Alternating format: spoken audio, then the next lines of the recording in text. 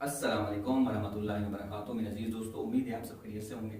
जितनी हद तक पेरेंटिंग की इस वक्त हमारी सोसाइटी के अंदर ज़रूरत है, बिल्कुल उसी तरीके से जो फैमिली कम्युनिकेशन है उसकी भी ज़रूरत है। जैसे कि हमारा एक मशरकी सिस्टम है और मशरकी सिस्टम के अंदर फैमिली में जो सरबराह है वो माँ बाप होते हैं या बड़े भाई होते हैं, और नीचे जो है ना वो सारे के सारे उनके मातहत होते हैं। घर के अंदर मसाइल बनते हैं, घर के अंदर कभी कभी इशू बनते हैं, घर के अंदर कभी झगड़े होते हैं। उन मसाइल को, उन कन्फ्लिक्ट को कैसे रिजॉल्व किया जाए, उस हवाले से आज हम बात करेंगे। 2002 में एस्किन एफ कॉर्नर और मैरियन फिट्जपैट्रिक, इन दो बंदों ने हमें फैमिली कम्युनिकेशन पैटर्न दिया। और ये जो फैमिली कम्युनिकेशन पैटर्न है ये दो चीजों के ऊपर डिपेंड करता है। एक को हम कहते हैं कन्वर्सेशन, गुफ्तगू, और दूसरी को हम कहते हैं कन्फॉर्मिटी। जो कन्फॉर्मिटी है इसको हम कहते हैं मुताबिकत, और पैरवी जिसको हम कहते हैं कि अगर घर का बड़ा कर रहा है तो घर का जो बड़ा है, जो छोटे हैं घर के, उसकी पैरवी करते हैं, उसकी मुताबिकत अख्तियार करते हैं। अब ये जो उन्होंने एक सिस्टम को स्टार्ट किया और ये जो उन्होंने चीजें बताई, और उन्होंने इस फैमिली पैटर्न के तहत 4 पैटर्न उन्होंने हमें दिए। आज हम उन 4 पैटर्न को यहाँ पर डिस्कस करेंगे। एक पैटर्न जिसको हम कंसेंसुअल कहते हैं, और दूसरा सिस्टम जिसको हम प्लूरिस्टिक कहते हैं, तीसरा सिस्टम जिसको हम प्रोटेक्टिव कहते हैं, और चौथा सिस्टम जिसको हम लेसस फेयर कहते हैं। ये 4 उन्होंने हमें पैटर्न दिए, 4 उन्होंने सिस्टम दिए कि इसके मुताबिक कि कौन सी फैमिली की कम्युनिकेशन कैसी है और कौन सी फैमिली की कम्युनिकेशन अच्छी है और कौन सी फैमिली की जो कम्युनिकेशन है वो वीक है। ये उन्होंने पूरा सिस्टम दिया हमें। अब इनको हम 1 बाय 1 डिस्कस करेंगे, ठीक है। अब इसमें कहीं पर जो कन्फॉर्मिटी है वो हाई होगी, और कहीं पर कन्वर्सेशन हाई होगी, कहीं पर दोनों हाई होंगे, और कहीं पर दोनों लो दिखाई देंगे। ये सारी की सारी चीजें होंगी और इसको इंशाल्लाह हम 1 बाय 1 डिटेल में। सबसे पहले कंसेंसुअल है। कंसेंसुअल के अंदर जो कन्वर्सेशन लेवल होता है ये हाई होता है, और जो कन्फॉर्मिटी लेवल होता है वो भी हाई होता है। ये दोनों चीजें हाई लेवल के ऊपर होती हैं। कहीं पर कोई कॉन्फ्लिक्ट अराइज होता है, कहीं पर कोई जो एक इंडिविजुअल है या उनका जो मातहत है या कोई बच्चा है या भाई है या बहन है, तो जब वो किसी इशू को उठाते हैं या बिलीफ्स के ऊपर बात करते हैं या किसी भी मौजू के ऊपर बात करते हैं, तो उन्हें वक्त दिया जाता है, उन्हें बोलने दिया जाता है, उनके साथ डिबेट की जाती है। इसको हम कहते हैं हाई लेवल ऑफ कन्वर्सेशन। इस तरीके से इसका जो लेवल होता है वो हाई होता है, और आपस में ये कंसल्ट करते हैं, आपस में मशवरा करते हैं, और आपस ही में जहां पर जो ठीक होता है उसको अलाउ किया जाता है कि आप ये काम करो, और जहां पर वो ठीक नहीं होता तो उसको अलाउ नहीं किया जाता उस काम करने को, क्योंकि इनके दरमियान जो बॉन्डिंग होती है, फैमिली बॉन्डिंग मजबूत होती है।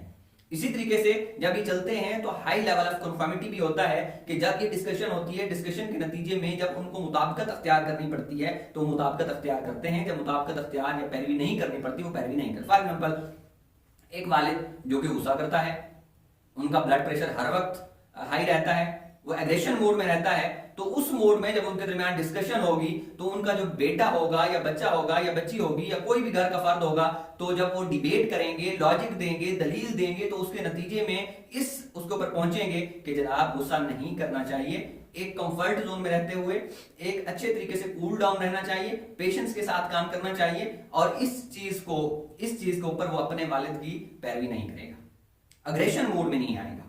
तो इस तरीके से ये जो बहुत अच्छा एक फैमिली सिस्टम है जिसको कंसेंसुअल फैमिली सिस्टम कहते हैं। कंसेंसुअल का माना भी यही है एक्सेप्टेड या मुत्तफिका, कि आपस में वो मुत्तफिक होकर कोई भी डिसीजन लेते हैं। अगर कोई एक पार्टी उसमें मुत्तफिक नहीं है तो डिसीजन नहीं लिया जाता। दूसरा है प्लूरलिस्टिक अप्रोच या प्लूरलिस्टिक पैटर्न ऑफ कम्युनिकेशन। इसमें कन्वर्सेशन लेवल हाई होता है और जो कन्फर्मिटी है वो लो होती है। अच्छा, इसमें एक सिग्निफिकेंट लेवल होता है। सिग्निफिकेंट लेवल होता है कि आप इस लेवल तक एक डिस्कशन कर सकते हैं, ताकि जहां पर कॉन्फ्लिक्ट अराइज होता है वहां पर उस डिस्कशन को, उसमें जो मोड ऑफ कन्वर्सेशन है उसको लो किया जाए। यहां पर अपने तमाम फैमिली मेंबर्स को इक्वल वैल्यू देते हैं, किसी को ज्यादा किसी को कम नहीं देते। अच्छा, यहां पर किसी की मानी नहीं जाती, यहां पर कोई भी जो एक अथॉरिटी लेवल होता है वो अथॉरिटी फिगर कोई नहीं होती, यहां पर कोई बड़ा छोटा नहीं होता। इनका मानना यह है कि ये इक्वलेंसी चलनी चाहिए और इक्वल लेवल के ऊपर हमें जाना चाहिए, जबकि ये थोड़ा सा एक चेंजिंग माहौल है और थोड़ा सा इसमें रिस्की माहौल भी ये बन सकता है कि ये रिस्की इन्वायरमेंट भी फैमिलीज के दरमियान बन सकता है कि इस लेवल के ऊपर कि जहां पर एक सिग्निफिकेंट लेवल है और जो डिस्कशन का कन्वर्सेशन का इस पे हमें वो करना चाहिए और उससे कम पे हमें ये चीज नहीं करनी चाहिए। और जो लो लेवल ऑफ कन्फर्मिटी है उसका मतलब ये है कि अगर वालिद साहब ने या अगर बच्चा कोई गलत काम कर रहा है तो वालिद साहब एक हद तक उसको रोकेंगे, उसके बाद कोशिश कर देंगे, क्योंकि इस पे जो है ना एक सिग्निफिकेंट लेवल है और इक्वल वैल्यू दी जाती है। इक्वल वैल्यू के बाद फिर यहाँ पर कोई एक अथॉरिटी, अल्टीमेट अथॉरिटी कॉन्सेप्ट नहीं है, जो कि यहाँ पर इसकी थोड़ी सी वो जाती है कि ये थोड़ा सा एक अजीब सिस्टम, और इसमें जो ओबीडियंस का कॉन्सेप्ट है वो भी शायद एक लेवल तक होगा। उसके बाद जो घर में उसके मातहत हैं वो शायद हो सकता है कि बगावत का भी इजहार कर लें, या वो बागी हो जाएं, या फिर डरे ना, या वो नाफरमान हो जाएं। ये भी थोड़ा सा रिस्क इसमें मौजूद होता है। तीसरा है प्रोटेक्टिव फैमिली कम्युनिकेशन पैटर्न। जो प्रोटेक्टिव पैटर्न है, इस प्रोटेक्टिव पैटर्न का कहना यह है कि इसकी जो कन्वर्सेशन है वो लो लेवल है उसका, और जो कन्फर्मिटी है वो हाई लेवल है। मतलब कि आपने बात बहुत कम करनी है, आपने इख्तलाफ बहुत कम करना है, डिस्कशन और डिबेट की गुंजाइश बहुत कम है, लेकिन आपने पैरवी ज्यादा करनी है। फॉर एग्जाम्पल मैं पाकिस्तान के मुआशरे की बात करूं, अगर एक वालिद देवबंद मकतब फिक्र से ताल्लुक रखता है, या अहले हदीस मकतब फिक्र से ताल्लुक रखता है, या बरेलवी मकतब फिक्र से ताल्लुक रखता है, तो जो बच्चे हैं अगर बच्चों ने इजहार कर लिया अगर अहले हदीस मकतब फिक्र से ताल्लुक रखता है तो बच्चा कहता है जी मैं तो जो देवबंद मकतब फिक्र ये बहुत अच्छा है, या बरेलवी मकतब फिक्र बहुत अच्छा है, तो मैं उसकी तरफ, उन्होंने उसके ऊपर सख्ती करनी है, उन्होंने उनके दरमियान कॉन्फ्लिक्ट अराइज होगा। हम इसको एक कॉन्फ्लिक्ट सिचुएशन पैटर्न भी कहते हैं, या कॉन्फ्लिक्ट अराइजिंग पैटर्न भी कहते हैं, कि इसमें कॉन्फ्लिक्ट्स अराइज होते हैं फैमिलीज के दरमियान।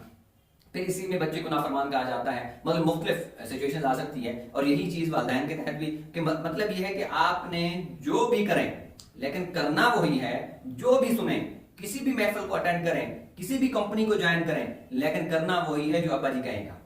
और इसके बाद हम देखते हैं अभी बच्चा पेट में होता है या बच्ची पेट में होती है माँ के, तो वालिदैन वो कर लेते हैं कि हमने इस बच्ची को डॉक्टर बनाना है।